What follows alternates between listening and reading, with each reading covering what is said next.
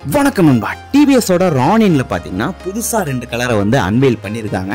இது எங்க அப்படின்னு கேட்டிங்கன்னா, எப்படி ராயல் என்ஃபீல்டில் மோட்டோ வேர்ஸ் நடந்துச்சோ அதே மாதிரி டிவிஎஸ்லேருந்து மோட்டோ சோல் அப்படிங்கிற மாதிரி ஒரு ஈவெண்ட் நடக்கும். அதில் தான் பார்த்தீங்க அப்படின்னா அன்வெயில் பண்ணியிருக்காங்க.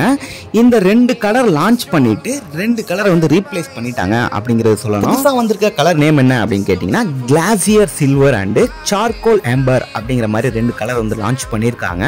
இது எதுக்கு ரீப்ளேஸ்மெண்ட்டா அப்படின்னு கேட்டிங்கன்னா, டெல்டா ப்ளூ அண்ட் ஸ்டாக்ரேஸ் பிளாக் அப்படிங்கிற மாதிரியான 2 கலர் ரீப்ளேஸ் பண்ணிட்டு இந்த புது கலர் வந்து இன்ட்ரோடியூஸ் பண்ணியிருக்காங்க அப்படிங்கறத சொல்லணும். இதோட பிரைஸ் டீடைல்ஸ்லாம் வந்து இவங்க என்ன ரிவீல் பண்ணல அப்படிங்கறத சொல்லியே ஆகணும். இதோட லான்ச்சிங் வந்து 2025ல வந்து லான்ச்சிங் இருக்க போகுது. அப்பதான் வந்து பாத்தீங்க அப்படின்னா இதோட பிரைஸ் வந்து கொண்டு வருவாங்க அப்படிங்கறதுக்கு எதிர்பார்க்கிறோம். டிவிஎஸ் ரானினை பொறுத்த வரைக்கும் SS, DS அண்ட் TD அப்படிங்கிற மாதிரியான 3 வேரியன்ட் இருக்கு.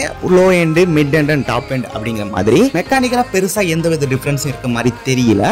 ஆனா இந்த DS வேரியன்ட் வந்து இதுக்கு முன்னாடி பாத்தீங்கன்னா சிங்கிள் சேனல் ஏபிஎஸ்ல வந்துட்டு இருந்தது.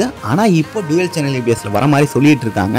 இது வந்ததுக்கு அப்புறம் இத பத்தின டீடைல்ஸ் கண்டிப்பா நம்ம கொடுக்கலாம். வேற என்ன இந்த ரானின் பத்தி சொல்லணும் அப்படின்னு கேட்டீங்கன்னா, USD ஃபோக்ஸ் வந்து ஃப்ரண்ட்ல கொடுத்திருப்பாங்க. ரியல் மோனோஷாக் அப்சர்வர் இருக்கு. இந்த வண்டியோட பவர் ட்ரெயின் பத்தி பேசணும் அப்படின்னா 225.9 cc ஒரு single cylinder oil cooled engine கொடுத்துருக்காங்க அப்படிங்கிறத சொல்லணும். இது அதிகபட்சமா 20.1 பிரேக் ஹார்ஸ் பவர் வந்து ப்ரொடியூஸ் பண்ணும். டார்க்குன்னு பார்க்கும்போது 19.95 நியூட்டன் மீட்டர் டார்க் வந்து ப்ரொடியூஸ் பண்ணும். 5 ஸ்பீட் கியர் பாக்ஸோட அந்த வண்டி வந்துடும்.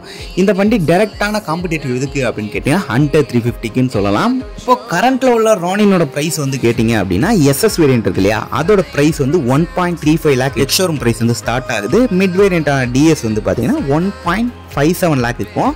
TD வேரியன்ட் வந்து 1.7 லேக்குக்கும் வந்து சேல்ஸ் ஆகிட்டு இருக்கு. ஆனால் இப்போ இதை ரிவைஸ் பண்ணி ப்ரைஸை வந்து இன்க்ரீஸ் பண்ணுறதுக்கு அதிகமான வாய்ப்புகள் இருக்குது அப்படிங்கிற மாதிரி பேசிகிட்டு இருக்காங்க. ரானினை பொறுத்த வரைக்கும் ஒரு நல்ல வண்டி அப்படின்னு சொல்லலாம். எல்லாருக்குமே ஏற்ற மாதிரியான ஒரு வண்டி அப்படின்னு கூட சொல்லலாம். மற்றபடி இந்த வீடியோ உங்களுக்கு பிடிச்சா மறக்காம லைக் பண்ணுங்கள். இது மாதிரி அடுத்த வீடியோவில் பார்க்கலாம். See you later.